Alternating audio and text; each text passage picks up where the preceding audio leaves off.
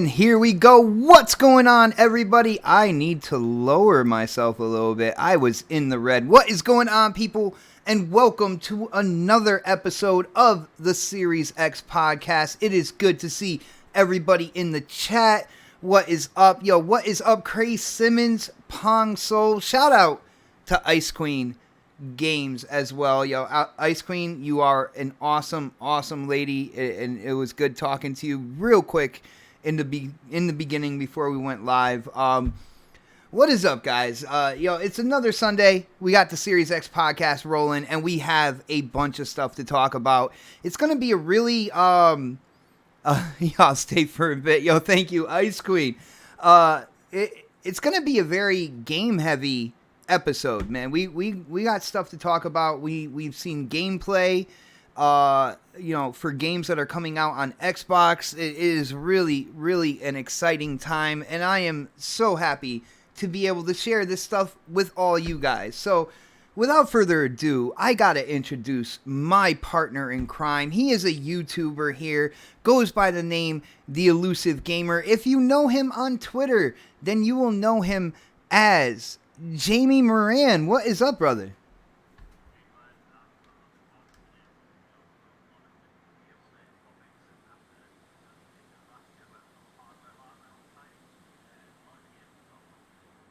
Dude, it's always good to get back to the games. It's exciting when new hardware is coming out. The technology behind it, what they were thinking about for future proofing and stuff. But the hardware doesn't mean anything without the games. Am I right, Jamie?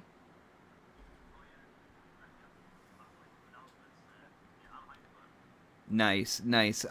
Guys, I will give you an update. For people who follow my channel, follow me on Twitter, you know that one awesome subscriber has sent me a birthday gift, which is an Xbox Series S. Now, it kind of got a little lost in its travels. What's up, Jamie? Really? Oh, shoot. Guys, we will fix that in a heartbeat. Hold on. Heartbeat passed. I failed. Let's see here.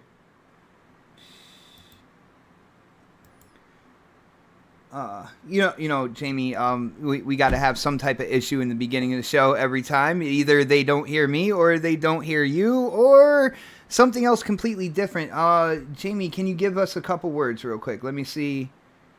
Testing 1, 2, 3. Yeah, you are in it to win it now, brother. Guys, that is my fault, guys. As usual, live shows, things mess up, but we have it from now on. Jamie, I will let you know what had happened was I decided to do something new with the headset, and I actually have it plugged into the microphone. This is the first time I'm ever doing that, and unfortunately, I forgot to switch the output to the microphone's output. But you're in here now. So since you're in here now, Jamie, and they didn't hear you say hi and all the brilliance that was your intro in the beginning, why don't you say hi to everybody now? Okay, if anyone can hear me, I'm talking louder. Just type a 1 in chat if you can hear me. Happy to be here. We've got stuff to talk about. And yeah, I'm literally sitting as close to my mic as I normally am. Oh, no, you're good now. Like I said, it was my fault. It was my fault, brother. But no, they could definitely. Pong says he can hear you. He says there you are. Okay, good. We're good, man. We are good. Chipmunk typed a 1, so you are all set now. But yeah, let me do a little update on my Series S. My Series S is on the way, people.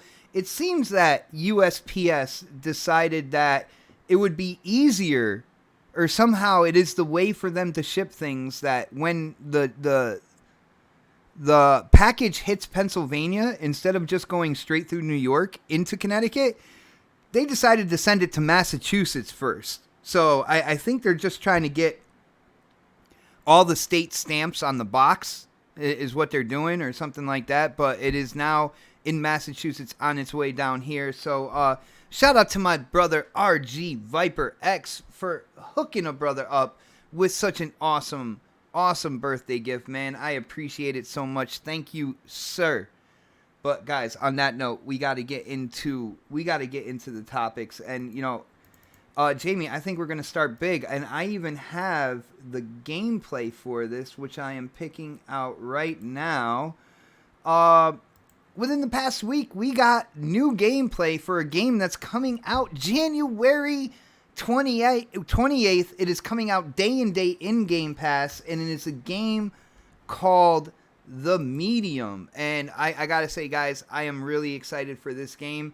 Some things about this. First off, you are a medium, aka a psychic, somebody who could communicate with the spiritual world or the spiritual side. And one of the cool things about this game is there's literally two worlds being processed and put out in the game at one time. So you have kind of like the world that we see, the world that we know, and then there's the spiritual world, and they actually have them running side by side. Even when you only see one, I believe the other one is still being processed and pushed through. It looks like a really, really cool game, and I put in the 14 minutes of gameplay that they did release. Jamie, did you check out the new gameplay for The Medium, bro? Yeah, look, when it comes to this game, I've been following it for ages, and we need games that are gonna show off what this hardware can do. One of those things being, ray tracing and stuff, which it will do. But the whole dual world thing, having two different worlds rendered at the same time on screen, that interests me the most. As someone that loves the whole ray tracing thing, it's the dual world thing, and the fact that it's set in an abandoned communist resort, that in itself sounds interesting. And it's not exactly something you see every day in video games, and it very much, you can tell, other than the composer being the composer of the original Silent Hill, the look of the game kind of has Silent Hill vibes around it, which I like because I love the original Silent Hill games. And yeah, I mean, from the gameplay I've seen, I loved it. They put out a new clip out today on Twitter, which looked even better. But yeah, the game looks good, man. Now, I've talked a couple of my friends, and one of them I actually kind of talked a little more extensively about this game. To me, it's more of a kind of like a psychological thriller. I don't think it's meant to be like a crazy fast-paced action game or anything like that. I think it's more of a investigation, creepy world, figuring out your way through that world, solving, kind of like the issue that is going on, the main kind of issue and stuff like that. Now, Jamie, what do you think about that premise? Because it seems like today a lot of people are looking for the high action, high octane kind of like game. Do you think that this game, from the gameplay that we're seeing, which I feel I'm really digging this. There's such a creepy vibe to this, and there's such a, to me, there's a feeling of you want to know what's going on and you want to figure stuff out. I'm already looking at this I can't wait to find out exactly what's going on and how we're gonna solve this. But in terms of the pacing of the game, you can tell from the 14 minutes of gameplay, it's not necessarily the fastest game. Do you think that that's going to hinder it at all? Or do you think that people are going to kind of still soak it up, man? I still think people are going to soak it up because, people want more next-gen stuff to play. That's one. It's not often we get psychological horror games. If you look at the past generation with came from, and this is another reason why I always say on Twitter, I need more sci-fi games, because we had a generation filled with, I want to put it open world survival horror, and short sort of bursts of survival horror. With the Friday the 13th and that other game, Dead by Daylight, very small, compact, action based and stealth based horror. But we haven't had a lot of psychological horror. This past generation, and this just looks fresh, man. And I don't think a horror game has to be fast paced. If you look at Alien Isolation, in my opinion, it's one of the best horror games ever made. You move at a snail's pace in that game, and it's still really good. So I don't think the pacing of it. Jumping into this, I don't think anyone's going to expect shooting ghosts while they're riding the back of a roller coaster. It's although that would be cool. But I still think people are going to have a good time with this because again, I think slow melodical paced horror can be better than action based. Like look at the Resident Evil franchise. It peaks at 2, I'd say. No, it peaked at 4, but that's when it started getting more action heavy. And then 5, you punched a boulder in a volcano, And then there was 6, which was balls to the wall action.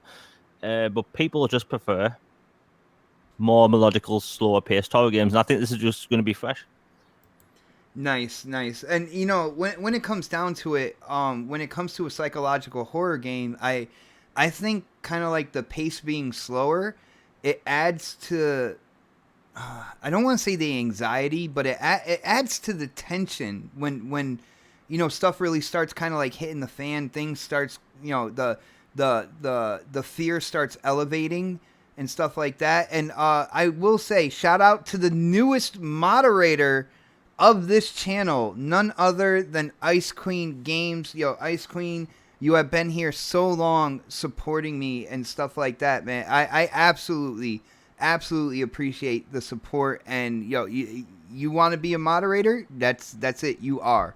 But yeah, Zombilla Ice Cream in the chat said suspense, and that's something you need in a psychological horror game. You can have your kind of like jump scare, quick action scary games and stuff like that, but there's something there's something there in the psychological slower pace, building the tension, building the suspense. It's something that games like Silent Hill are built off of, right, bro? Yeah, I think I'll mention a game what a lot of people have played, Dead Space.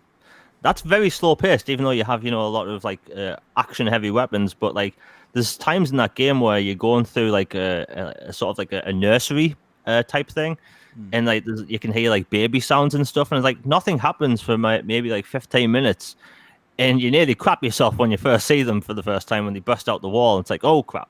And I think that's the best way to do it. You can do jump scares while keeping the game like slow paced, and I personally think that's the better way to go. And them doing that with this and with the whole dual world thing, we'll see how that plays out. And yeah, I mean, going back to Silent Hill, like when we first got like slow paced horror games, because Resident Evil was more action heavy, but I think people are going to really like this because again, we don't get a lot of it. Nah, and it definitely, dude, the vibes that I get from watching the 14 minutes, and as you can see, like right now, they're not showing the real world because she is basically out of body experience and trying to make it, to the second floor of this, kind of like rundown resort or whatnot.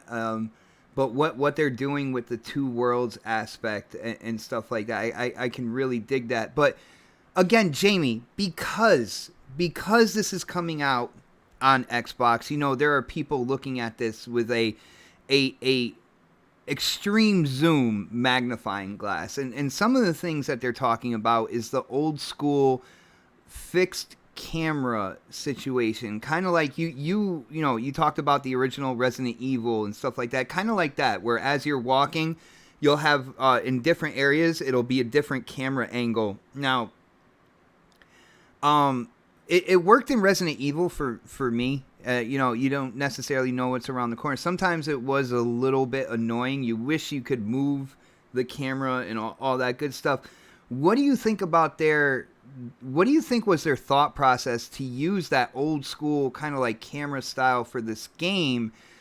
And what do you think the impact of that is going to be for the players who download and try this game out, man? When it comes to Resident Evil back then, like the technology at the time, like they could only process so much information. So like being a locked camera, personally, I think back then they had to, because there's no other way, to do it. Because if you have a fixed camera angle back in the 90s, you didn't have to have the hardware push out, walls and textures and pretty much anything for walls you can't see. So that's like, yeah, it was a fixed scenario, like a fixed location, man. Yeah, but the with this, like you can use fixed camera angles as a more of a design and gameplay choice, because if there's things off screen that you're not meant to see, then it'll play better. But if it's like another and the thing is, I like third person games, but I think that if it done right, like the fixed camera thing can work. And the thing is, it's 2021. I don't think it'll have the slow paced tank controls of Resident Evil 2. I still think it'll control more fluid. It's just that if they do it right and they use it, because like look at the latest Wonder Woman film. I know I'm going a bit on a tangent here, but like this film was advertised to use 80s stuff, 80s themes, 80s music throughout the whole advertising campaign. And then the film comes out and there's no jokes. There's next to no jokes about the 80s. There's no 80s soundtrack, not really. And they don't really play up to the fact that it's in the 80s. And that was a big selling point. So with this, they're going in with the whole dual world thing. And I think, having a dual world and being able to control your camera in third person might be a bit confusing. Because if you're just sticking to the one perspective, then it's easier to play, I'm guessing. But it looks like they're going to do justice. And I think that, with it being fixed camera, it'll work. Jamie, as I'm watching this again and again, some of this stuff really looks creepy, man. It really looks creepy. I'm looking at this with the fixed camera, and you know what I'm noticing? And let me know what you think about this. I'm noticing, because video games are also an art form. They are an entertainment. Thank you, Ice Queen, so much for sharing out the stream. Everybody in the chat, I hope you did the same thing. Follow Ice Queen's lead. Share this out on social media. Let people know that we are in here talking about Xbox. Let Xbox gamers know that this is where they need to be tonight to to celebrate Xbox, to criticize Xbox, to talk all Xbox news and entertainment. This is the place to go on Sunday nights. But shout out to Ice Queen. Thank you so much. Shout out to Sir X-Man. What is up, my golfing brother? Jamie, me, Sir X-Man, K-Mega, and a bunch of people, we were playing Need for Speed Hot Pursuit Remastered last night. Brother, that is such a fun game, especially when you get a whole bunch of people to play, where we did like 4 cops and 4 racers, or 3 cops and 5 racers, and we went in last night, man. Dude, if I didn't get off, I would have been up to like 3-4 o'clock in the morning playing with these dudes. So shout out to Sir X-Man. Yo, it was a lot of fun. Jamie, do you have Need for Speed Hot Pursuit Remastered? I don't. Oh, dude, you're missing out, bro. You are really...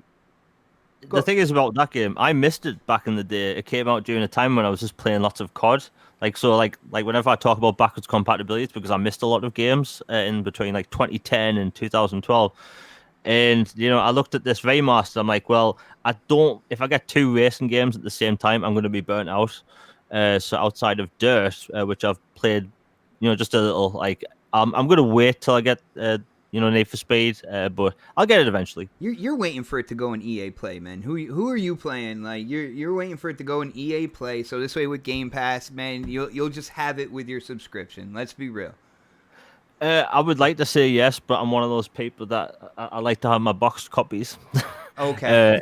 and the fact it's like a remaster of a 360 game, which is my favorite gen, like I just want to have that on my shelf. Like, all right, that's understandable. All right, so let me get back to this. Like I said, when it was coming to the fixed camera, and we were watching her kind of go through where they had kind of like the porcelain face mask area and stuff. Again, video games aren't just entertainment. They're also an art form. And what I was seeing there was like almost like a scripted scenario where you saw like down at the end of the hallway, you saw kind of like that older body kind of like put up and kind of like, dismantled or whatever. It seemed like it was telling a story within the scene. You know what I'm saying? And I think that's important when it comes to getting in to somebody's mind who is playing the game. Now, I'm gonna talk about a game that I absolutely loved on the 360. One of my absolute favorite games. It was Fear 2. absolutely love the Fear franchise. I think Fear 2 was the absolute best of that franchise. But it took me quite a few playthroughs. It's a first-person shooter. And so when you look around, you see stuff when you look around. It's not a fixed camera. And some of the jump scares, actually quite a few jump scares, I didn't catch on my first playthrough, on my second playthrough, or even my third playthrough, because I was always looking in a different area and doing something different, where I was missing those things. And then when I did see them, Jamie, they would scare the crap out of me, because it was Alma. It was a creepy little girl that used to appear and just mangle soldiers like with her mind. It's such an insane game. But at least with the fixed camera view, they they get you to see where the direction that they want you to see, and they're able to kind of like script out a creepiness and atmosphere and even a fright or a scare. And to me, it all looks artistic. What do you think about that, bro? With a fixed camera angle, you can do things in storytelling that you can't do maybe with like third person cameras. So if the camera's fixed, you definitely 100% looking where the devs want you to look. And there's two games that come to mind that do this.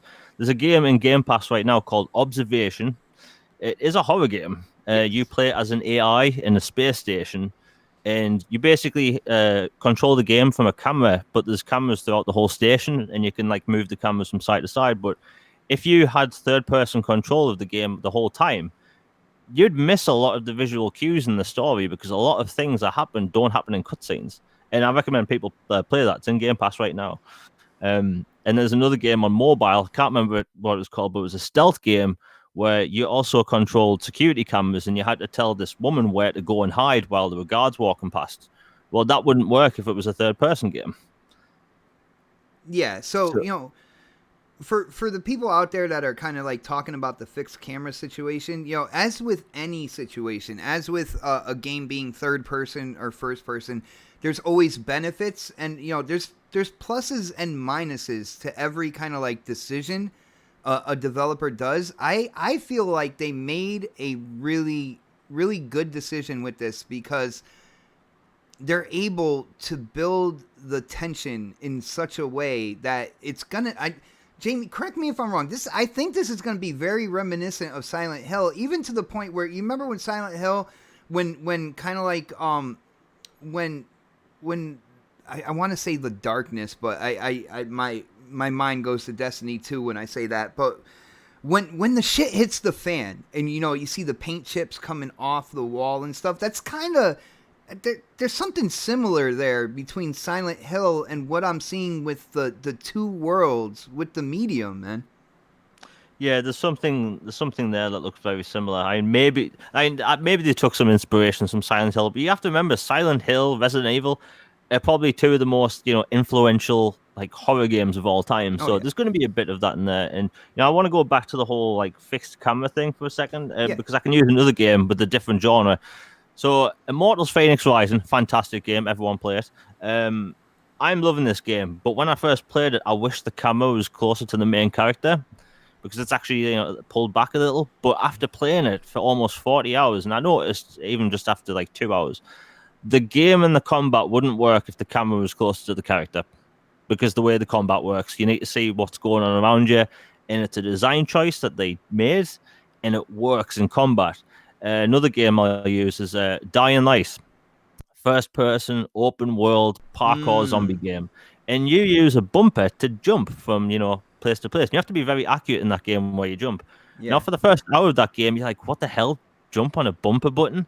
But after playing it, it clicks, and you're like, that's why they chose that. Because you have to look and be able to turn at the same time as you jump. And it just makes sense. And it was just a good design choice. So like going fixed camera can present game players and gamers like more possibilities for what they're going to see on screen. And hell, who knows, this game may not even work as a third person game in general. Yeah, and again, I think people were quick to jump on that boat, put that magnifying glass up to the gameplay and try to pick some things out.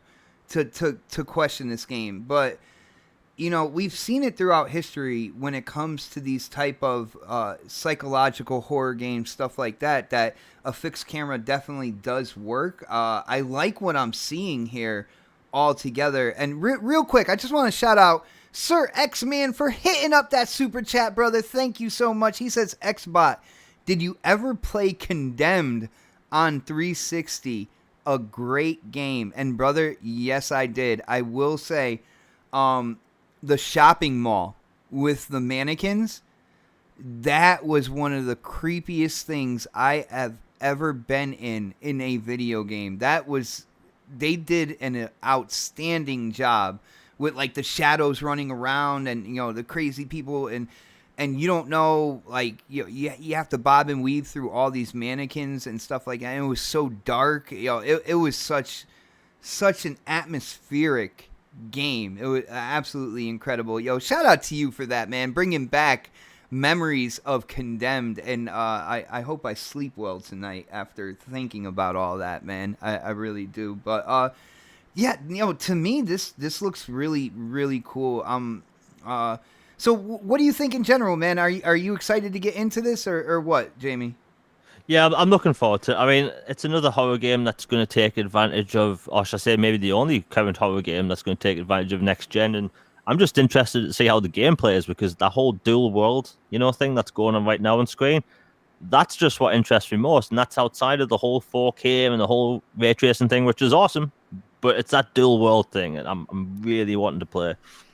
Oh, shoot. Jamie, it appears that the shopping mall was actually in Condemned 2. I did play both of them. Maybe my brain just merged the two into one grand game. But, dude, yeah, I had a lot of fun with both Condemned games. I think the first one was probably better, though, in my opinion. So, but, Jamie, moving on. And again, like I said, this is a game-heavy topic situation for the Series X podcast.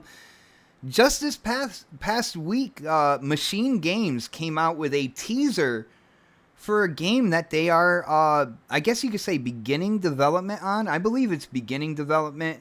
So, again, the whole 3 to 4 year scenario. Yes, we know it takes about that, that amount of time to make a quality game. So, but, they came out with a teaser, and at the end of the teaser, they showed the iconic brown hat and whip. Indiana Jones is making his return to video games. Now, Jamie, correct me if I'm wrong. The last time Indiana Jones had his own game, that wasn't a Lego game or anything like that, was on the OG Xbox. Am I right? Yeah, the original Xbox. And, So I grew up on watching Indiana Jones, Star Wars, pretty much anything big. I was into it, and I played a lot of variations of Indiana Jones games. I played one on I think it was on the NES or something. I can't remember, but I had every version, every Game Boy game that had Indiana Jones's face on it. I had the original Xbox game, and that was the last time we had an Indiana Jones game, like a proper one. But what a lot of people don't know is that. So before the Xbox 360 kind of, start picking up speed after it launched, we would get demo discs with trailers on. I don't know if anyone remembers, outside of games. And one of those games that had a trailer on one of these discs was an Indiana Jones game on the 360. And it looked amazing. You'd be like fighting other dudes on top of like a tram in San Francisco. It looked epic, and then it was cancelled. And me in like the early 360 days, I was like, what the hell? What, they canceled this? And that was, we had no Indiana Jones game that generation outside of Lego games, and nothing since. But the thing is, right, is that I saw an unbelievable amount of hype for this, because one, people are beginning to realize that intellectual properties, big ones, when they're taken care of, they can be massive successes, and they could be genuinely good games too. Like Spider-Man has been a success. Things like, I'm not going to use the Avengers, but that's a different type of game. but like Terminator Resistance, this low-key, awesome game, out of nowhere, Dude, you You were know, championing that game so much when it came out, man. I remember seeing your gameplay on Twitter. You were talking about it every day, bro. You really got into that one. yeah, because like the thing is, a lot of time we've seen in the past is that a developer and a studio will get a hold of an IP, they'll put out a game, and it's like it's nothing like you'd expect it to be. It's nothing like you'd feel. Look at Alien Isolation. How much of a big step up is that from Colonial Marines? Glitch Fest, you know? Yeah. Like it's like there might as well have been 50 generations of consoles in between the two games. And you know, Terminator Resistance, I love, and I keep telling people to buy it because it's the only Terminator game I've ever played, and I've played a lot of them, that made me feel like the developers actually saw the first two films and thought, we're going to do this right. And the sound effects, the T-800s are perfect. You know, they have some of their own original Terminators that work really well in the game. And it's like, from the sound effects to the way the Terminators look, it's just so well done. And it's such a it's a low budget game. You can tell that, but you can tell that so much love's went into it. So when you hear about Bethesda picking up Indiana Jones, I don't think of Thor on the 360. I don't think of Green Lantern on the 360. I think they're going to make something, Alien Isolation level, even higher than that, because it's Bethesda, it's id Tech, it's Machine Games, one of my favorite developers. Like, they make first-person shooters like unbelievable. They know how to create like just immersion in FPS, and we'll get into the whole like what genre it is kind of thing, and Yeah. probably in a moment. But it's like it's clear to me that with even just the way that trailer was presented, that they're going to care for it, and that's what's got me hyped. Yeah, we've only seen like a 20-second CGI trailer, but 20-second CGI trailers on Twitter getting 6.5 million views. Not even a week. I think they're going to do something special with this. Well, part of that is, when you can grab the name, such an iconic name, out there in pop culture, in entertainment, like Indiana Jones. That's something I know people are like, well, Indiana Jones. Yeah, I've seen people say Indiana Jones is old and all that good stuff. There is still a huge fan base for Indiana Jones. If there wasn't, they wouldn't be making another movie with Harrison Ford has to be like what 80 now, and he's still gonna be rocking the brown hat, which it's gonna be interesting to me. I think it's about time for them to pass the torch. I know the Indiana Jones movie before that, it seemed like they were trying to pass the torch to Shia LaBeouf, or what, that dude, but he's also he can be a little crazy sometimes, and I think they kind of stepped back from that whole situation, but it's going to be interesting to see in the movie. But yeah, such an iconic name, you're going to get those numbers like, oh man, they're making a video game from that. Now, Jamie, you said Machine Games is one of your favorite developers, and we know they're known for the first person perspective. What do you think in terms of an indie game with if it's going first person? Like, do you think it's going to be more the action based, like high action, just go through, like what do you think they're going to do? Do you think it's going to be an exploration type thing, or is it going to be a more fast paced you and indies, like kind of like in indies boots, but real quicker, all about the action and fighting off people? What do you think? How do you think this is going to come about, man? Okay, I'm going to try and chop this into two minivans. Oh no, here we go, guys. Guys, buckle your seatbelts. We got 2 mini rants coming and another rant later in this show as well. So first up, I just want to cover the whole, Indiana Jones being irrelevant, not what you were mentioning before. And it's like, really? The directors, Steven Spielberg and George Lucas, up there with like some of the most influential movie directors of all time. Alfred Hitchcock, Quentin Tarantino, Stanley Kubrick, Ridley Scott. The list goes on. David Lynch. And it's like these films inspired films for 40 plus years. And films to this day are still being inspired by their work.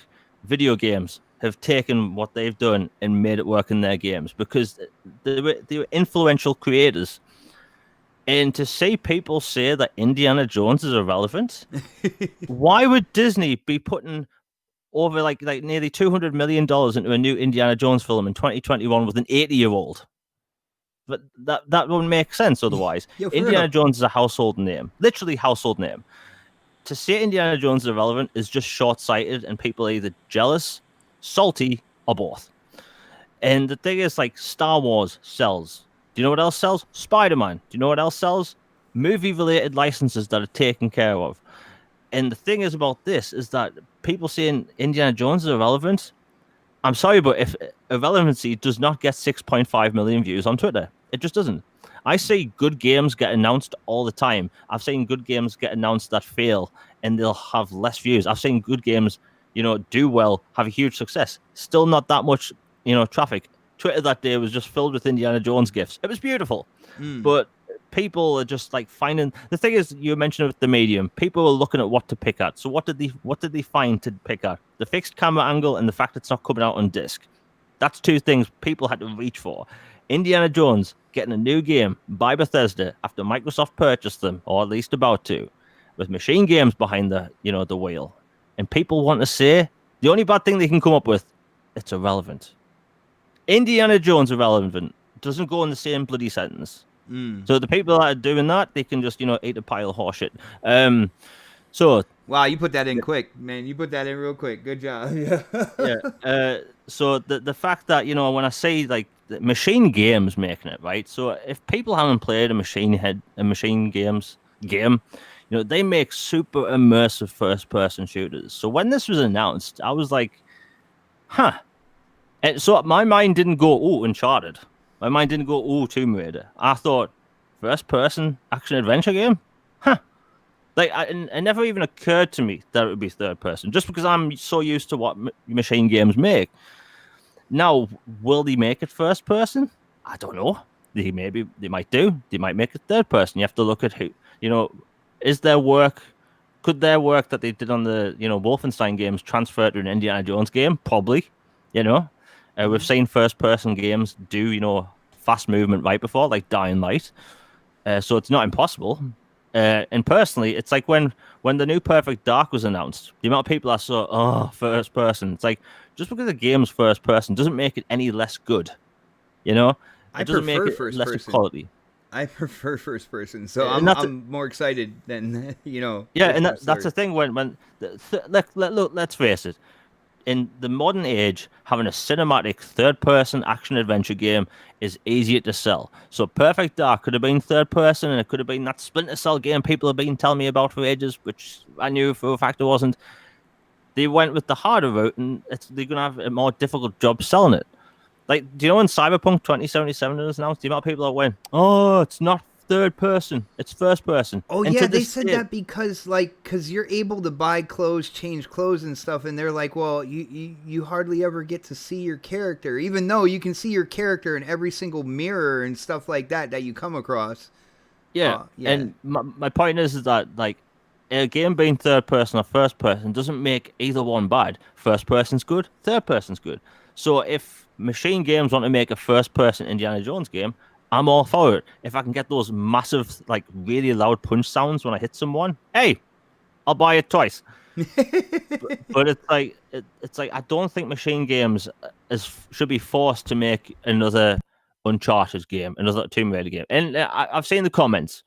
Is there too many action adventures? Is it going to be another Uncharted? Is it going to do anything new? Which we see this all the time.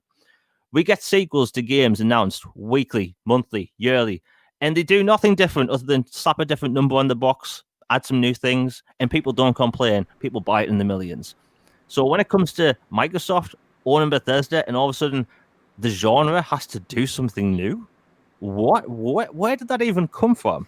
Is it because it's Indiana Jones? Is it because it's Microsoft? Is it because it's Bethesda?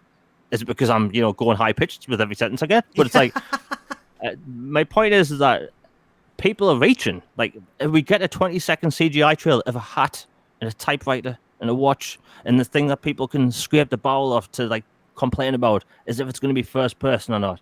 Who cares? As long as it's a bloody good game. They can make it first person. It could be super interesting and immersive. They can make it third person, be extremely cinematic. It's up to them at the end of the day.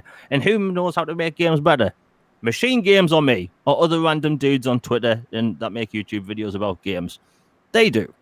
Like, I'll play a game what a developer makes, not a game what I want them to make, because we've seen how films turned out that way, and it's like, I think that people just need to lay off, it's Machine Games. They do not make bad games. And yeah, the last co-op Wolfenstein game was a bit but you could tell that was like a very smaller style game. This is Indiana Jones. I think Machine Games know what they're doing, and with Todd Howard behind the game as well, clearly a big fan.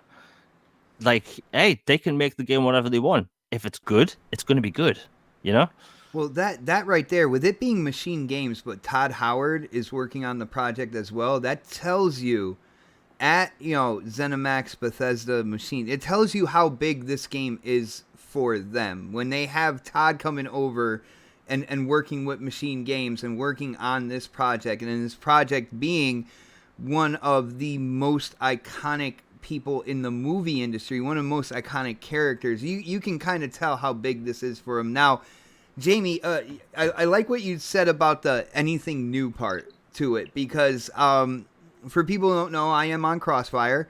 Crossfire was a little bit difficult this past Friday. I will let you know that. There was,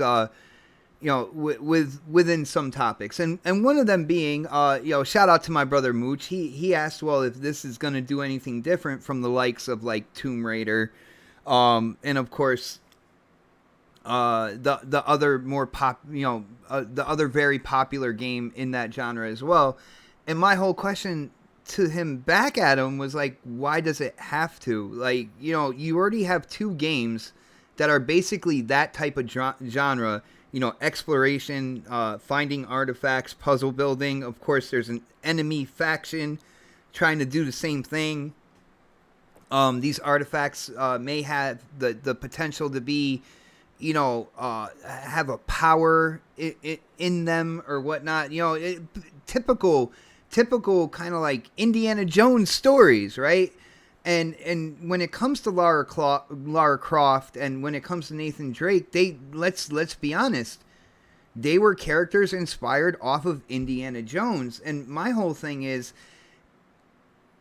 like, Tomb Raider has a different essence, has a different atmosphere, has a different energy than Uncharted does. Why can't Indiana Jones be in that same vein, but feel like have a different energy, have a different essence, just feel like you're in an Indiana Jones movie? Why can't that be enough? You know what I'm saying, Jamie? Like, what do you think, man? Like, that could be enough for a big Indiana Jones game, right? It could be enough to get people to play that game. I'm going to kind of rip into someone for a minute. Someone called, I think it's pronounced Joseph Saga, said, Xbot, where did you get this guy? He sounds like a priest. Now, he's a backstory fella. Or lass, I don't know what you are. But the thing about me is that you'll notice on Twitter, my YouTube videos, on this podcast, like I bring up positivity with gaming. We've came from a crappy year in a decade filled with buggy games, good games that failed because they didn't get marketed right, games that got trashed in the media because it wasn't what they wanted. We've came from a generation where games came out, sent to die, failed, even if they were good. We came back from a generation where games were reviewed weirdly, too much A button. This game isn't what I want it to be. It's not the genre I want, so it gets reviewed badly. It's like, I'm sick of the negativity in gaming, and it's always forced. There's always these clickbait thumbnails all over YouTube and an article saying, does this game suck? Is this game still good in 2021? Cyberpunk is amazed that may have been a bad situation, but it's pretty crystal clear that a lot of these places doing these like hit pieces because, negativity gets clicks. So I try to bring up the positive side of things. I can't find anything wrong with a 20-second CGI trailer of an Indiana Jones announcement of a dude's hat and a whip. So yeah, I'm going to say the developers can make what they want because I'm not a bloody developer. Guess what? I don't make games, but I want Halo Infinite. But I also can't tell them how to make it because they are actually developers. I can't bloody code. Sorry, I can't. So I try to bring up the whole positivity thing because there's too much bullshit in the gaming media, gamers, and I'm going to get into that in a bit. And like, there's think about it. how many podcasts are there weekly where people are angry for no reason about video games? We use our thumbs to control, characters on a screen, and people get angry over it. Games are meant to be fun. They're meant to be relaxing. You're meant to be what you want to play when you want to have like just a time out from real life, which sucks at the minute because we're all stuck in the fucking house. It's like, let people enjoy stuff. Yo. So if I sound like a priest, hey, I can do this all day, buddy. I may sound a bit off. I haven't had much caffeine today.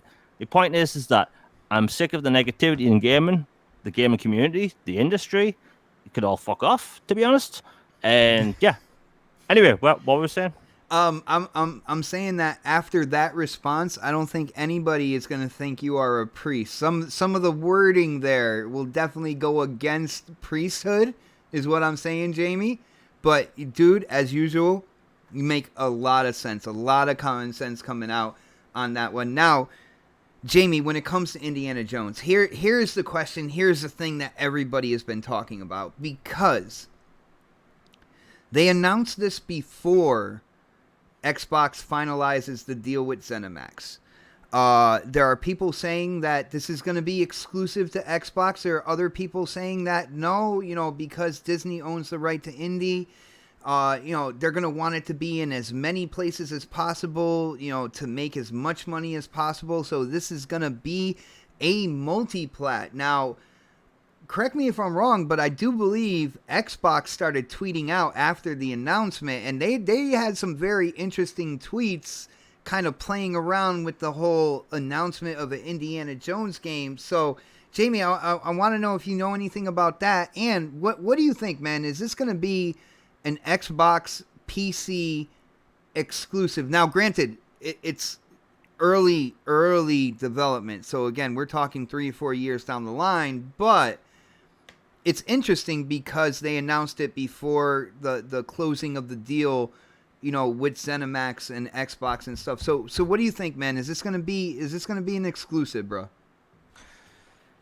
Before I get into the exclusive thing, I didn't mention what I thought about the whole third-person cinematic thing like Tomb Raider. If it is that, and it does, what you expect in a third-person action-adventure game where you play as, a dude in ancient ruins, that's awesome. Like, that's something I'm going to buy. And the thing is, look at this past generation. I have to think, how many games have I played that do that? Two current, but last generation games, and that was both Tomb Raider games.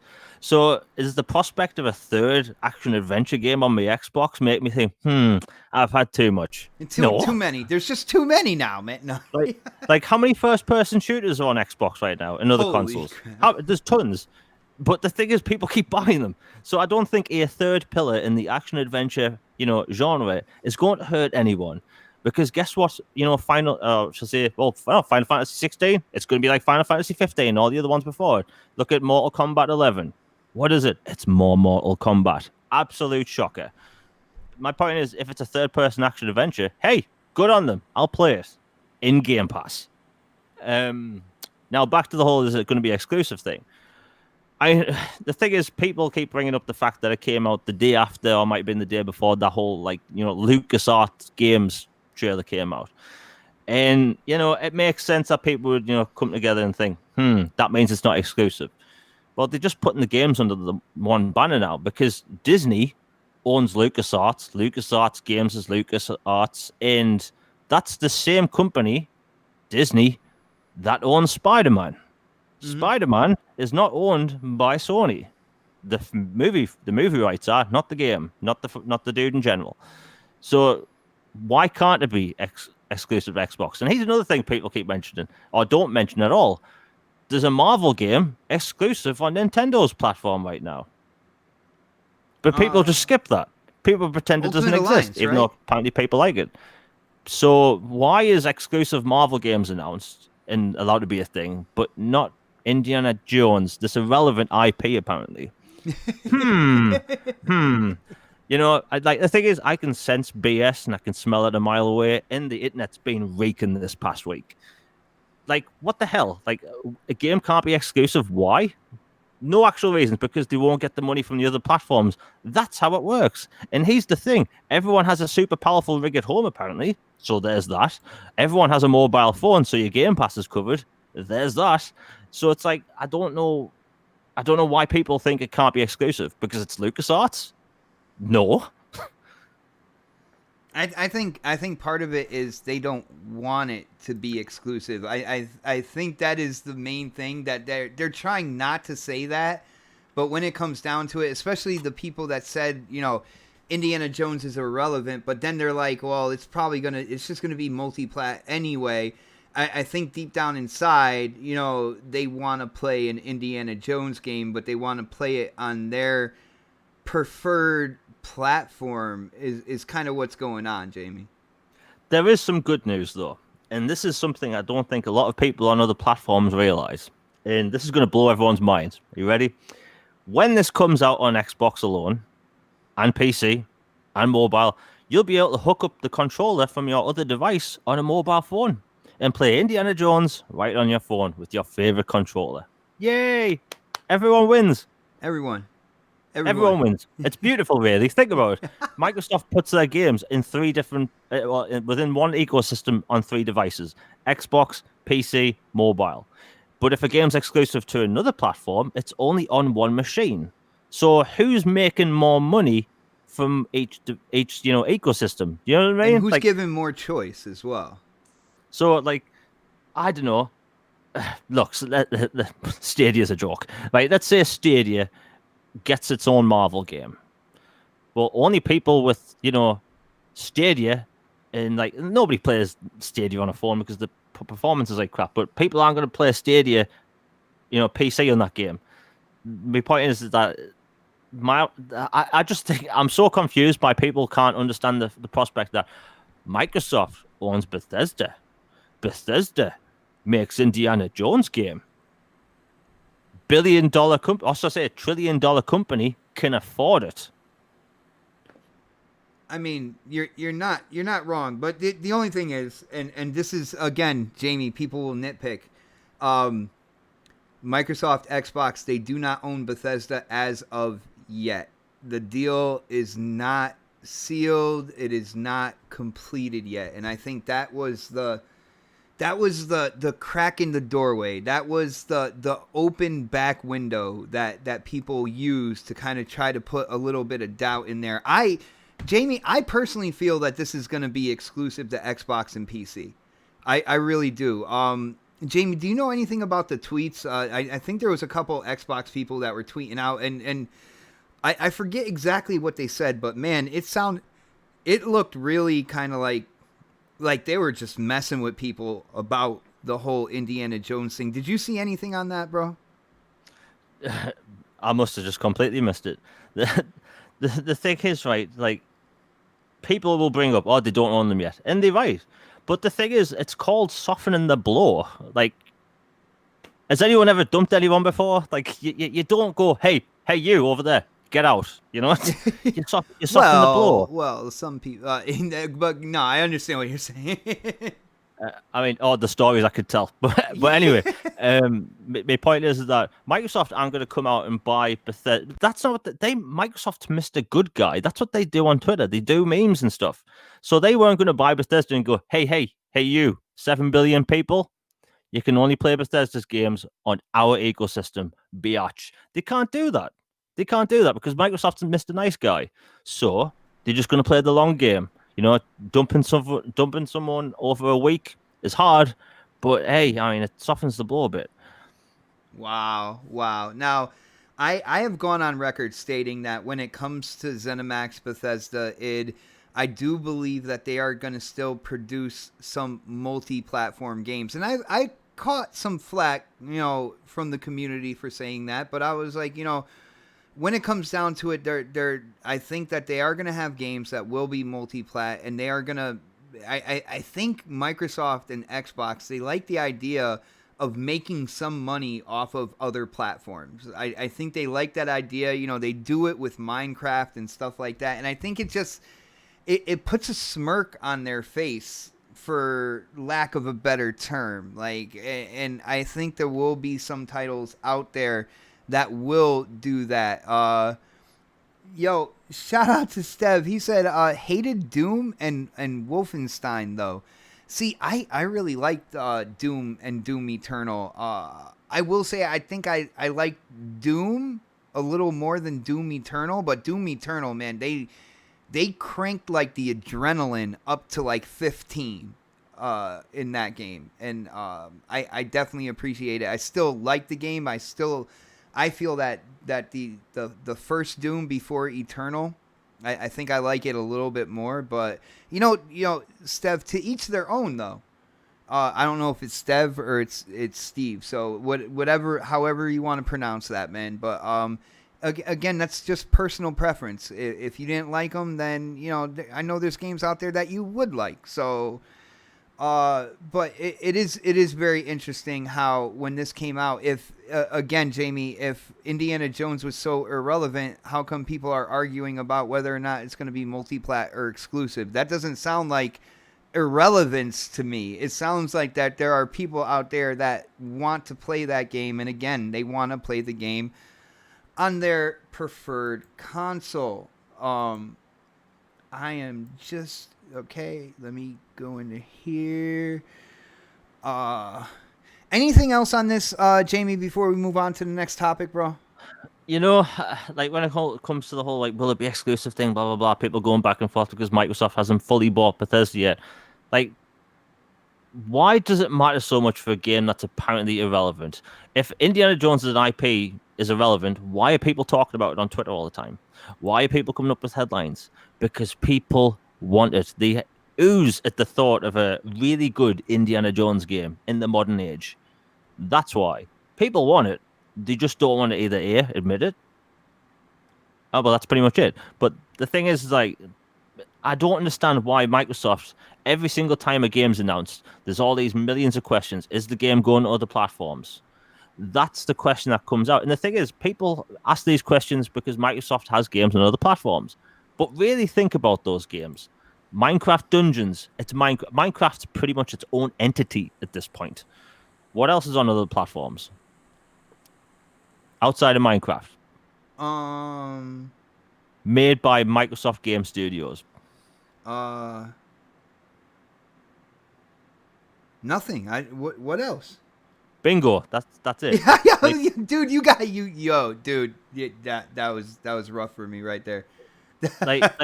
People have this and the thing is with it, like everyone banging into each other's heads. Like people are accustomed to hearing Microsoft games on other devices. They have Gears Tactics on PC, Microsoft's ecosystem. They have Minecraft Dungeons on other platforms. Minecraft, it's its own entity, man. It's sold over 150 million copies or something. It's on everything. It's on a mobile phone. It's on the DS. It's all over the place. But that's its own thing. So people are branching for straws now because, again, Microsoft has put games out on other platforms.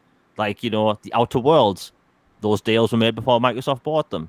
Psychonauts 2, go on other platforms. That deal was made way before Microsoft bought them. Wasteland 3, in development years before Microsoft even thought about purchasing them. So my point is that people are looking at those games there, but there's a reason to why those games went to other platforms. So things like, Deathloop and that other game, those games are going to another platform because the deals were in place. Can you imagine how angry everyone would be and all the headlines would be if Microsoft made all these deals and then pulled the games last minute from the already announced platforms? People would go ballistic, but people don't want to be realistic. They don't.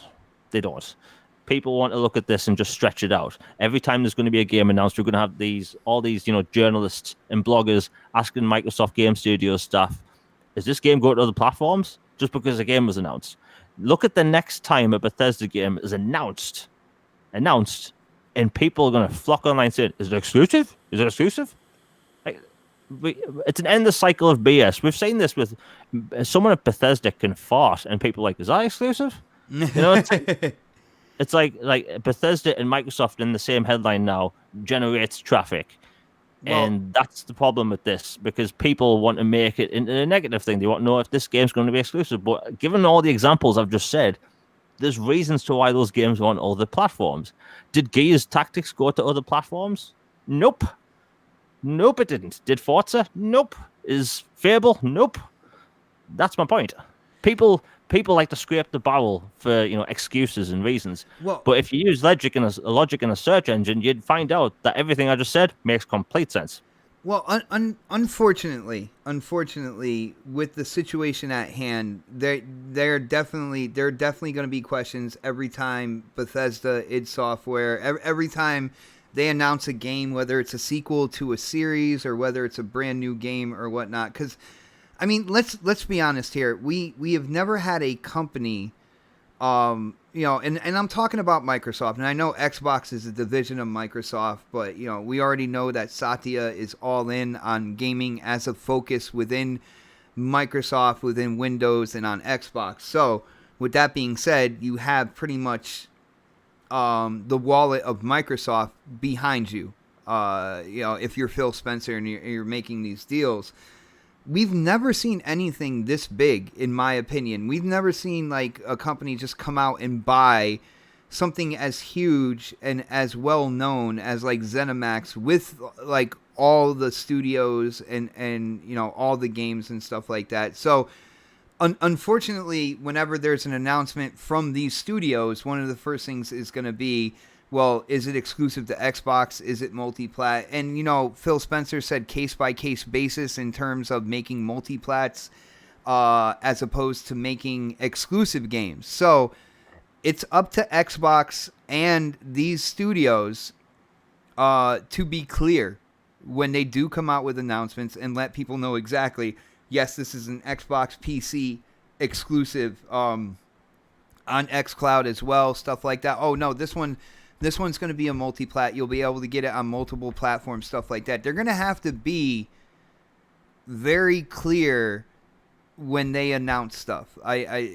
Because of how big the deal is and because of what Phil Spencer has said about the deal in terms of exclusives and stuff like that. Like, if they were planning on everything being exclusive, Phil should have just said that at that point in time and, kind of took the heat for it and then moved on. Because, people will be angry in the beginning, but then when they start seeing, like, the next Elder Scrolls and stuff like that, they'll start thinking about, if they don't have an Xbox already, they'll be like, well, damn, Xbox, PC, xCloud, these are the only ways I'm going to be able to play that game. I'm definitely going to invest in that ecosystem in one of those platforms. You know what I'm saying? But they definitely need to be clear on that. I think indie is gonna be exclusive. I think that's gonna be one of those things where it's gonna be known as an Xbox game, and I wouldn't be surprised to see sequels down the road as well. Now we're going like 8 years down the road or whatnot. But I also have a friend, when I was talking about the Indiana Jones game, he said, "Oh, you mean young Indiana Jones?" And he said, "Oh, never mind. I didn't say anything." And I'm not going to say who it was, but so that would be interesting as well. If they can go back and do kind of like young Indiana Jones, possibly get a franchise going. I think that would be really cool in terms of that game. But Jamie, let's move on, because Xbox came out with a list of games. I think it was like 2 days ago. List of games, and they did state in it, basically known games that are coming out exclusive to Xbox. Now, one of them, I believe, was Psychonauts 2, and they put it in there, and they're like, well, yeah, we know this is not exclusive, but it's day and date in Game Pass. Now, this list went under some scrutiny. And first off, just Jamie, real quick, and I'll kind of like evolve this a little bit more. But Jamie, did you see the list that they came out in terms of exclusive games for 2021? I did. Okay, all right. So again, it went into some scrutiny, even though in the beginning they said these are some of the games and the ones that are officially announced and stuff like that. People were saying that this might not be the most blockbuster list of games. Now, some of the games that they did tout in there, of course, I believe The Medium was in there, which is coming out this month. The Gunk, which I am excited for. I might have the trailer in the gameplay or in this show somewhere. I'm really excited for that game. A more kind of like cartoony but space sci-fi. Reminds me of Jamie. What's the Mario where he was like sucking up like gunk with his vacuum? Was it Sunshine? Sunshine, yeah. Yeah, it kind of it gives me a vibe of Mario Sunshine, but sci-fi. Alien world to it as well. It's like Mario Sunshine and Journey to the Savage Planet slammed together, in my opinion. And I am excited for that. But they also showed Scorn as well, Flight Simulator coming to console.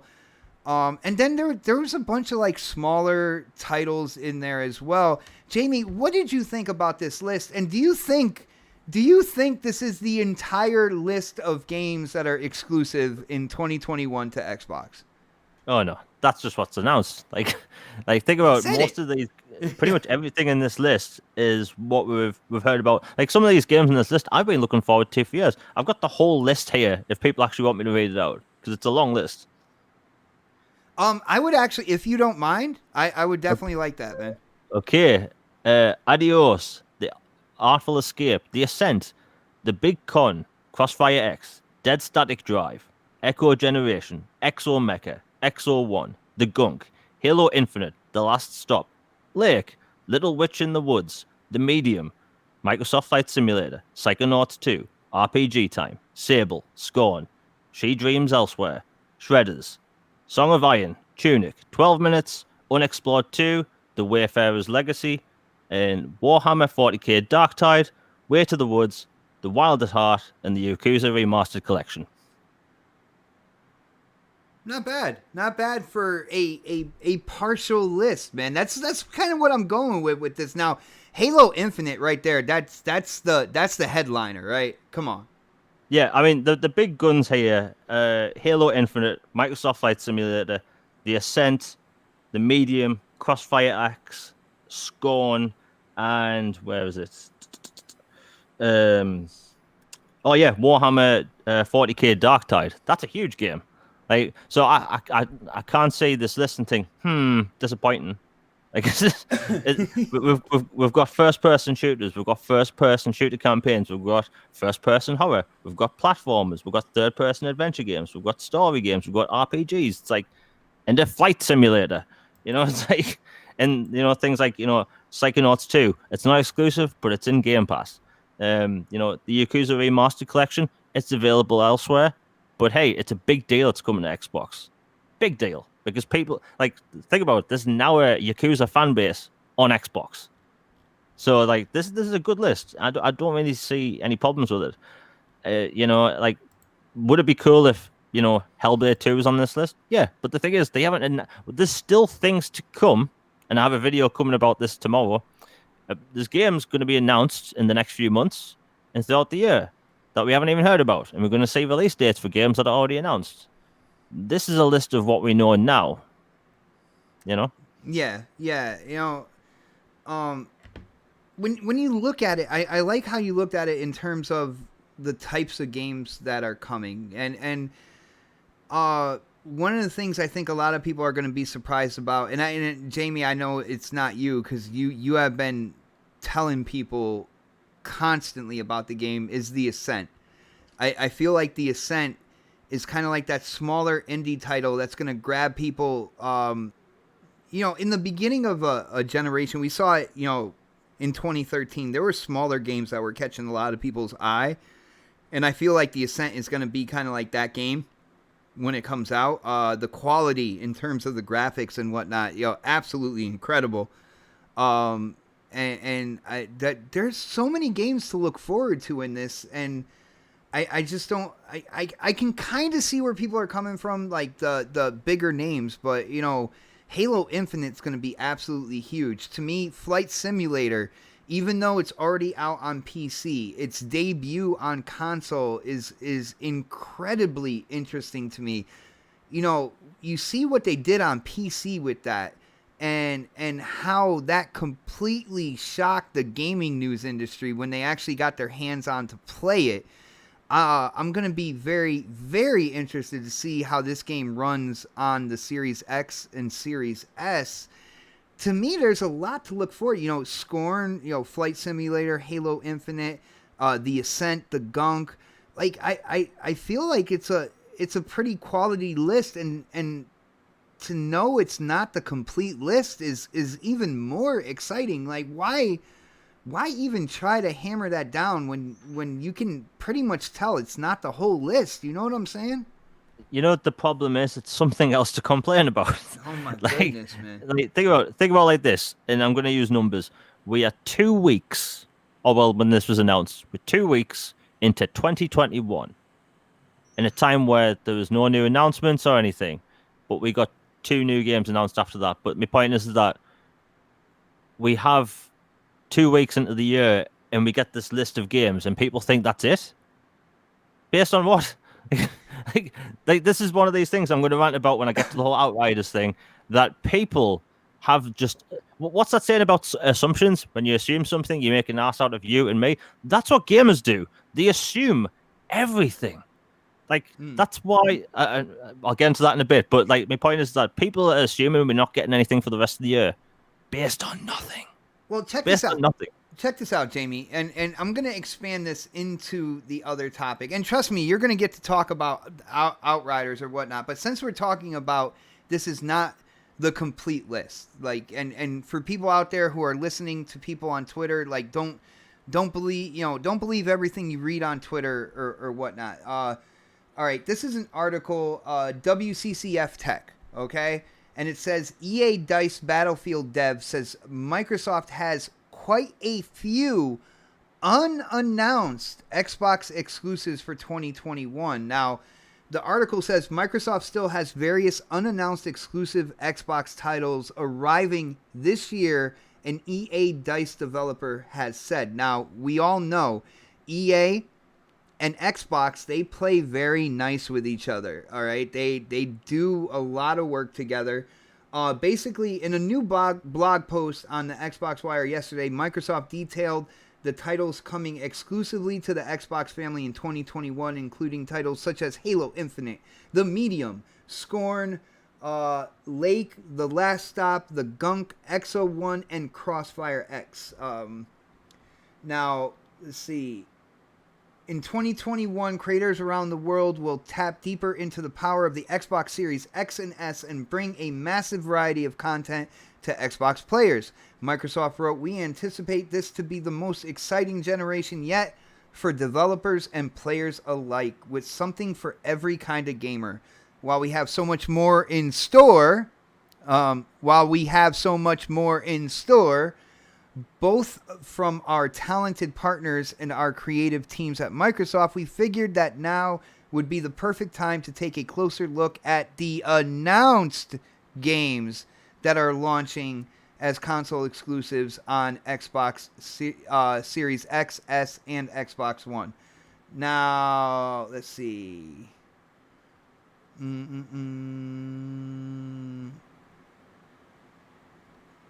And developer from EA Dice basically said that there are more unannounced games under the Xbox platform for 2021. Again, Jamie, didn't they kind of make it plain as day in the first paragraph that I just read to everybody that those were the announced games? And what do you think about when a developer from EA Dice comes out and says that there are more unannounced games for the exclusive games for the Xbox in 2021?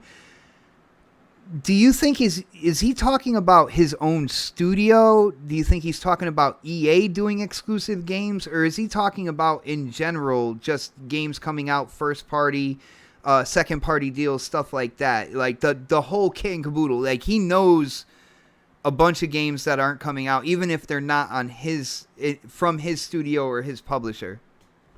Before getting to that, Pongsol did say that we are getting MechWarrior 5 on Xbox this year, so that's another one. But the thing is, developers talk to each other, and they can't really leak crap, can they? And when a dude says something like that, be it on Resetter or Reddit, they have to be extremely careful about how they word things. So when I saw that, I was thinking, well, it's either one or two things. Like if he's working for DICE, it could be something Battlefield related. Mm-hmm. Maybe, but and I don't want people to run with this because I don't want to see any articles run with this because I know there's shit I've said that people Bad turn into company. stuff. I don't think Battlefield is going to be free with Game Pass. Get that out of your head right now. Just eject it. Just pretend that doesn't exist. That's not a thing that's ever been said or thought about. My point is that a developer from DICE mentioning something like that is a bit suspicious, and it could mean something. Maybe they have something else in development because DICE do have made the occasional game that isn't Battlefield. And the thing is about the list of games I just rhymed off. Most of those games were announced in May, and then they're coming out soon. So I don't know why people thought the announced games part just meant that that's all we're getting. Announced. The people not read. What the hell? I know if people read properly and understand context, then they can't trigger themselves and get angry on Twitter. Dude, I had to read that out loud on Crossfire because they started going in on that whole thing. I literally had to read that to them. Yeah. Like literally, these are our announced games. Our announced. But like, what do people not get about that? But the thing is, there's still going to be like Xbox streams or streaming events during the year, and people don't think not a single sliver of a single new announcement is going to be there when they have more studios than all the other platforms combined. No, that doesn't make sense. That does not make sense. And the thing is, people can do clickbait and go Xbox doomed, exclamation mark, question mark, worried face. Like people can do that. But the thing is, they can't take the logic and like apply it to real life and what they're saying. Microsoft announced and showed all their games in a list of announced games coming to Xbox that are exclusive or timed or whatever. But I don't know why people think that's it. That I'm sorry, that's just dumb, man. That is so dumb for people to think that. That's short-sighted. And like, how do people realistically believe that? And if they do, have they not been around for years when games get announced in the middle of the year mainly? That's when games typically get announced and they come out within 18 months, unless it's a longer game. But my point is that people are just reaching every topic we've talked about tonight, be it the medium or Indiana Jones, and now the whole Xbox list that got posted. People have to reach and pick things. But 2 weeks into January, and people thought that's it. That's it. That's not it. That really isn't it. I don't know what people have been smoking or whatever, but like that is not it. Come on. Like I cover trends in tech constantly, and believe me, this isn't it. Come on, then. All right, brother. All right. I think we clarified that whole deal when it comes to the list. And again, there are some exciting titles in there. Let's be real. And the cool thing is there are a lot of titles that are new titles, like the Ascent, like the Gunk.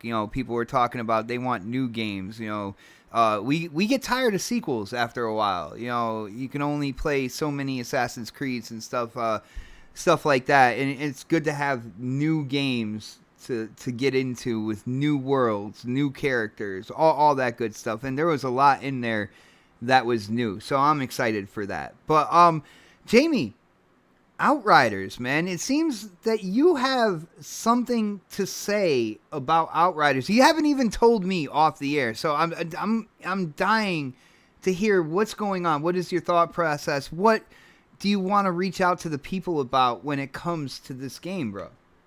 Right, so I'm not actually angry about the game. It's one of my most anticipated. Like, I'm like every aspect of the game looks fantastic. But the marketing of this game, it got delayed to April, and this game was originally meant to come out at the end of 2020. And people are assuming, and the thing is, it's all assumptions. But like I said, I follow trends and I notice things. When Cyberpunk had its problems, people thought every single delay was relative to that. I don't necessarily believe that. Outriders, they've been showing game footage for months, since like June, I believe, like half-an-hour chunks of gameplay, and then letting big like YouTubers like play the game. And like every time I watch the game, I'm like, this game looks complete. Like, be it a vertical slice or a trailer or a new class announcement, everything has looked crisp, like like a solid release, Mm. and then it gets pushed back, and I'm like, why is this game getting delayed? And I've been following this game for a long time, and there's no hype behind it because people assume this game is something it isn't.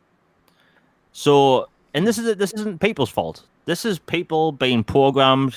I sound like a conspiracy thing, but just hear me out. Social programming. People being, mentally like programmed over time by listening to stuff. But like you listen to a certain song on the radio, it makes you think about something, and then you want to do that. It's kind of like that. We see articles all the time about games as a service. Games like coming out and failing because people come out and play Destiny, play Division. Every single time there's a live service game similar to them two that come out, it fails, right? Because those gamers are on those two games, right? You are one of those people. You play Destiny because you like Destiny. I love Destiny. Yeah. So when Outriders was announced, it was announced as a single player RPG shooter that you can also play in co-op. And every single announcement since, all the replies of, I hope this isn't another Destiny. I hope this isn't another Anthem. Oh my God, it looks like another Anthem. And I don't blame the people writing this. It's not their fault. It's the media keep talking about this game in the wrong way. I've seen big YouTubers refer to this game as an MMO. If anything, it's more like Mass Effect 2. It's a hub-based RPG that you can also play in co-op. That's the thing that's different. There's loot, but most games have loot. Now that's how progression works with a lot of games. But it's like this is a single-player RPG that people think they think it's a Destiny game. And if you watch every single month, they do this broadcast, the Outriders broadcast, and they talk about the game, and their FAQ says 3 times, frequently asked questions, that this game is not a live service. It's not a game as a service. The game is full on complete, and the game shifts with all of its post main campaign content on the disc. 14 expeditions that don't use recycled enemies or recycled areas in the game. They've said every single time, every single month, that this game is a complete experience. And all the replies to their tweets and their videos saying that it's not a games as a service game is, I hope it's not like Anthem. I hope it's not like Destiny. Because whenever they see these big, live service lists by these, GameSpot or whatever you want to call them, they always kind of paint Outriders as this MMO light, like a Division, like a Destiny, like an Anthem. But it's not. And this is my problem. We've came from a generation where games fail all the time. They either fail because they're bad, they either fail because they're broken, or they either fail because they weren't advertised properly. But there's also that time where I see a good game announced and it fails because gamers genuinely don't know what it is. In the past 24 hours, someone told me that they thought Immortals Phoenix Rising was free to play. A big Ubisoft game. They thought it was free to play based on the fact it has post-launch expansions. So my point is that gamers do this thing, and I've done this in the past, that we look at something and we automatically tie it to something else based on trends. And people think Outriders is a Destiny game, and I keep talking about this game. People are like, why am I so passionate about this? It's because I look at Outriders and I see a fantastic new single-player sci-fi franchise that has the potential to come out and just not do well because people don't know what it is.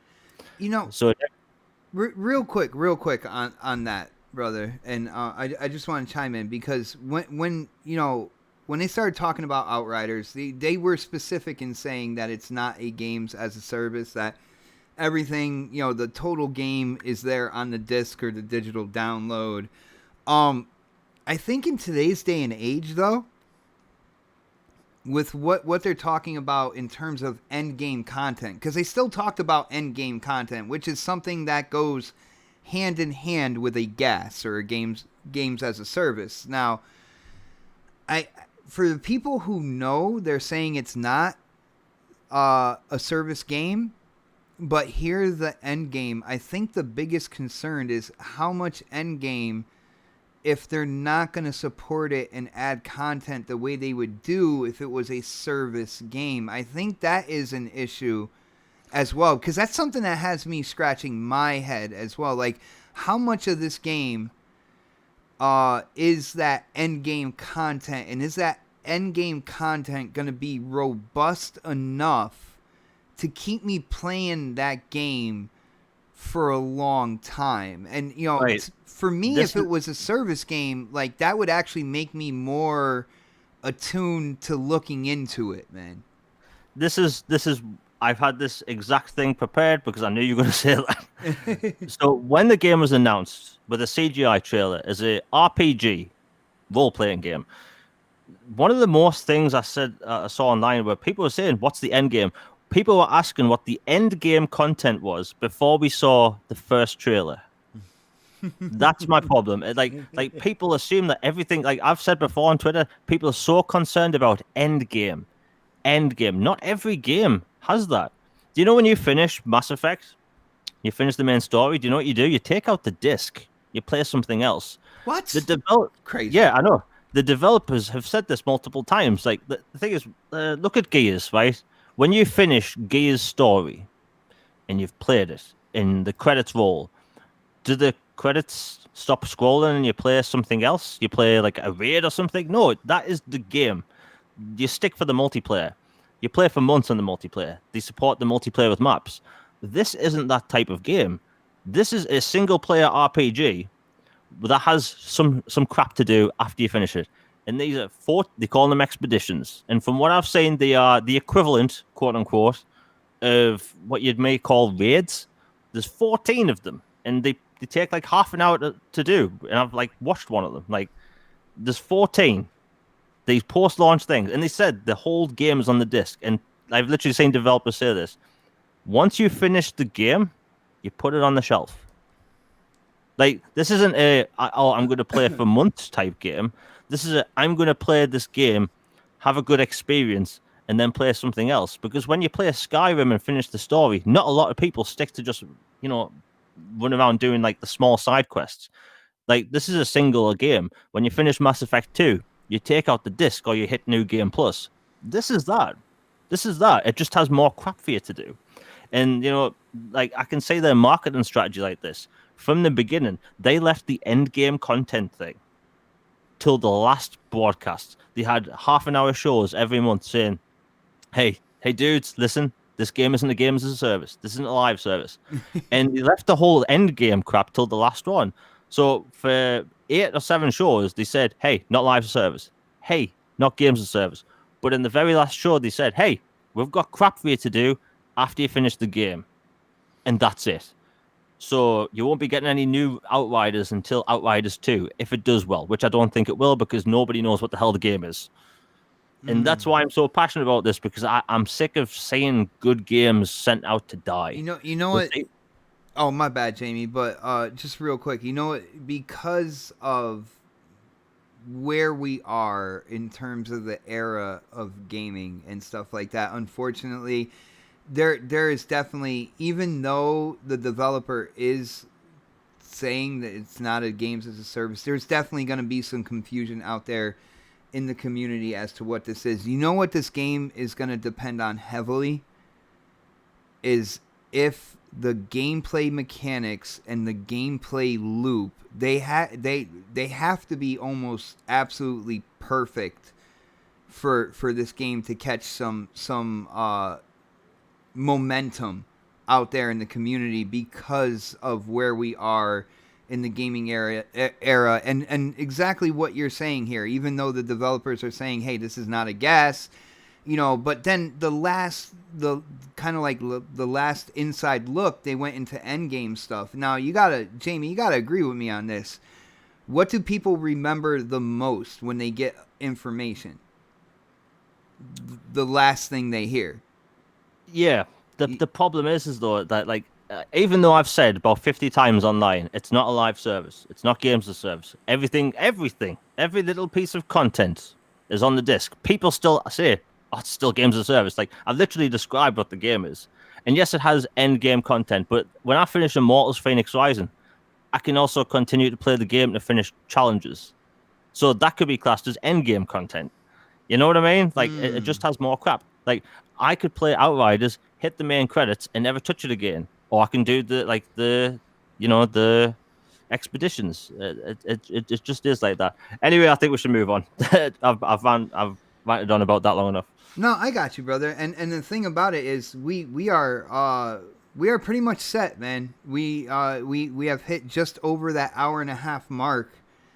So the only thing we really didn't talk about, if you want to talk about it real quick, we definitely can, would be the quick Stalker 2 supposed kind of like gameplay trailer. We could talk about that real quick if you want, or we can wind it down, man. It's up to you. Yeah, I'm up for talking about Stalker 2. All right, so they came out with a real quick clip that I believe is being claimed to be gameplay, and I gotta say, guys, if that was gameplay, that looked absolutely phenomenal. It's just a little clip. You're running through a hallway. You got this red light on the outside. You pick up like this personal data assistant or something like that. But the environment, the tree falling, the red light coming through the blinds, the rundown kind of like hallway and kind of like apartment rooms or whatnot. I never experienced Stalker on PC, all right?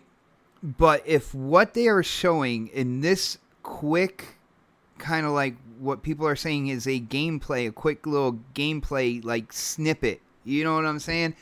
At least graphically, I am incredibly impressed with what they are doing with this game. Yo, Jamie, what do you think? First off, dude, what was that gameplay that we saw real quick? And dude, are you as impressed as I am? If it is, bro. I'll use a British term. I was kind of gobsmacked by what they showed because, like, I posted some screenshots yesterday, and like some of them like really surreal. Like, the thing is about immersive sims, like they don't tend to have the best graphics, not really. But this thing was stunning, and like I'm 99.9% sure that was gameplay.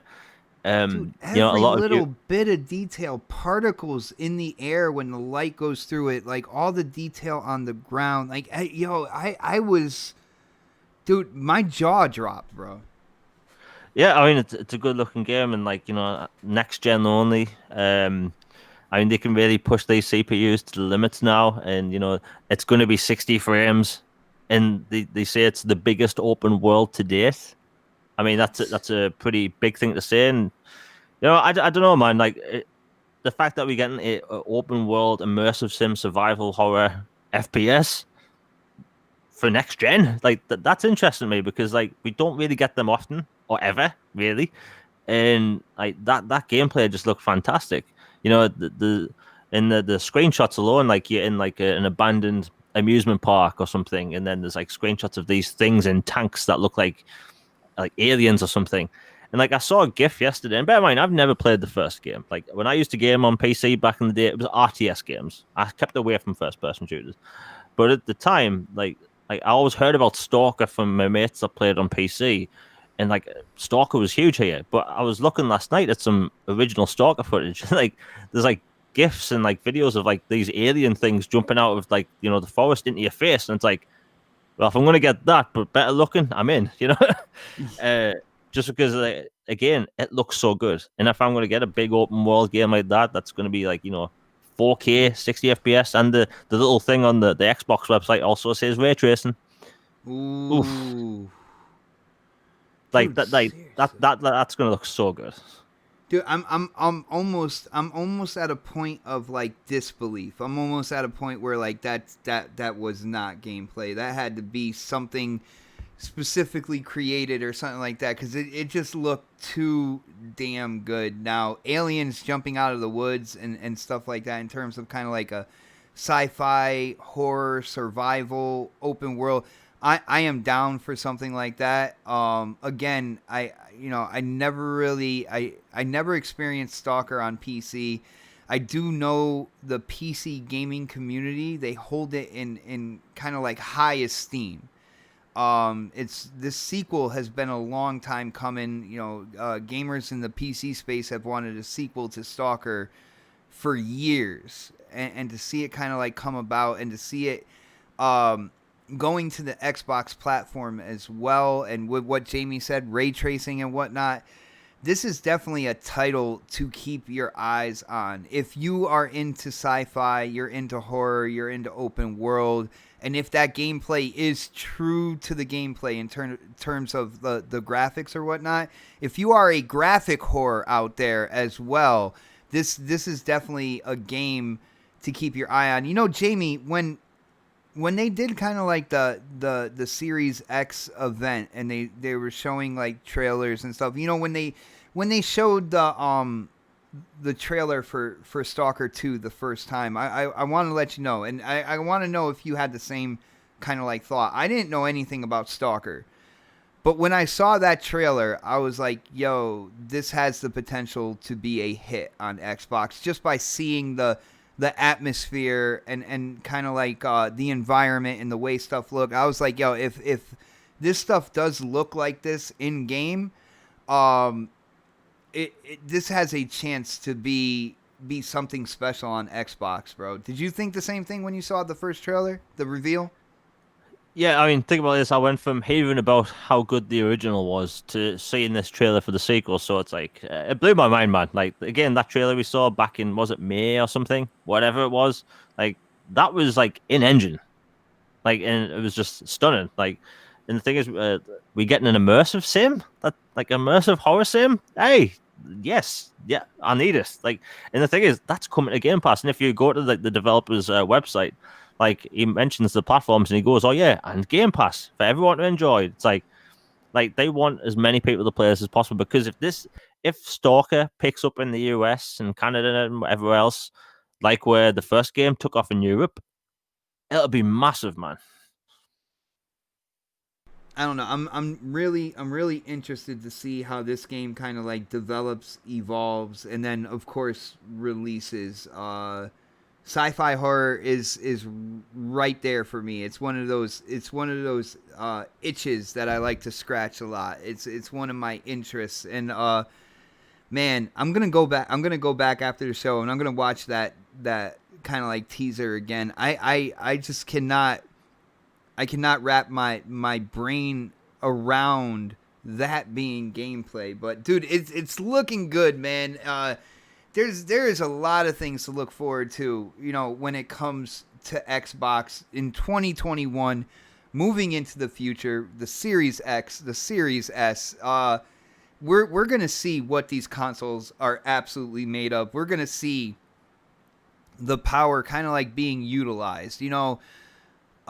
When it comes to the beginning of a generation, you really don't see the potential of the systems. Like I remember when the 360 came out, there was certain things within games that you're like, yo, that makes that game look incredible. One thing I will say, like 360 came out, Call of Duty 2. When they had like the 360, you know, in the store, and I was watching the gameplay for Call of Duty 2. Whenever there were explosions, seeing the smoke rise up and how detailed it was and how it was turning and moving and stuff like that, I was like, wow, that's next gen. That is one of the reasons why I want to get a 360. But then, you know, you look a couple years into it and you see like Gears of War or something like that. It's stuff that you never thought was possible when you looked at the launch lineup for the 360, and it's like, wow, they are really going all in. They are utilizing this thing. I think we're going to see the same thing when it comes to the Series X and the Series S. Yo, shout out to my brother Jesse Darby for hitting up that super chat. Thank you, bro. He said, disappointed, Xbot, you did not play Minecraft. Yo, brother, I hear what you're saying on that. Unfortunately, it was at a point in time where I was going to the hospital. I was trying to figure out something with my health. I was also trying to get a job. There was a lot of transition in my personal life, and I was still trying to get in to play that game with you. I will let you know one thing, though, Jesse. Talking to Crispy the other night, he was telling me how good you have gotten in Gears and how you have been catching people playing Gears multiplayer. Jesse, we will get to Minecraft. Trust me, we will, man. We have time, and I appreciate your patience. Again, I was going through a lot of things kind of like in what they call adult life, unfortunately.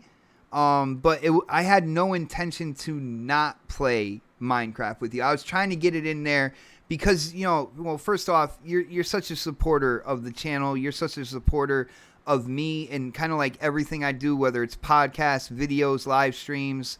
I didn't want to just say, I didn't want to say no. I do want to get in and play the game with you. Just give me some time, brother, and we will get in there, and it'll be like, I think we'll kick it off really well, man. So, and congratulations on your Gears evolution as well, from what Crispy Bomb has told me. So, thank you for the super chat, bro. Really, really do appreciate it. But Jamie, on that note, I think it's about time to wind it down, man. Another great show in the books. Jamie, I think your rants are becoming kind of like a staple of the Series X podcast, brother. I mean, if people like them, I've got millions to talk about. It's just I'm stuck in the house, so I'm seeing more online. And I'm just like, let me talk. It's just it's good to get things off your chest. And I think when it comes to gaming, like I do go into a bit of a rant about stuff, and like again, it's all just opinions. Everyone has them. It's just like I love video games. Like I play them to relax and chill, and I find interesting stories that way. So like I try and spin a more positive vibe on it, because like I'm gonna rant about stuff, but it's like 99% of my other like gaming energy and talking about gaming, it's all positive. Like I think like the year of games we've got to come, that's already been announced, first and third party. It's a good time to be a gamer. Like, and games are going to get delayed. We're used to it by now. But it's like, it's a good time to be a gamer. I think there's lots of things to be excited about. And to be honest, I don't see how any gamer can't be excited with all the games that's coming this year and beyond. Like, it's a good time to be a gamer. Well, Jamie, even the rant today, it was still a positive rant, because you were ranting on the fact that people didn't realize what this game was. Like, you're so hyped about this game. You think it's going to come out. It's going to be a quality game. And you want to do your best to make sure it doesn't fail, for kind of like the lack of people knowing exactly what this game was. So it wasn't a negative rant, brother. And you will always have a platform here on the Series X podcast to get things off your chest. I know people out there, people who support the channel, absolutely love your rants, man. I know I sit back, I strap my seatbelt in, and we're always in for an entertaining and thought-provoking time, man, when you kind of go off. And I appreciate it, man. It's awesome to hear what you got to say, bro. I mean, if people want me to rant about something every week, I'm all in. But it's like, I just don't want people to think like, I don't take this super seriously, like the whole Outriders thing. I just think more people need to like know what it is, because again, how many games have people enjoyed years after they've come out and thought, oh, this is actually good, because they've believed like, big gamer media and whatever, like people telling them that the game's bad, and then they play it and they're like, I like that game. And then that game doesn't get a sequel because no one bought it at launch. Do you know what I mean? Like, I don't want this to be another victim of be it bad marketing or people not knowing what it is. I just want this to succeed. It's like on a night, I post about games I'm looking forward to, and I think games that other people should pay attention to. And I try to give like a lot of smaller games like some sort of platform or some like recognition, because like people have told me they discovered games through me, which I find awesome. And like as long as that helps the developer get better sales, I'm all for it, because sequels to games I'm interested in benefits me, benefits everyone else that likes that game, and we all kind of win.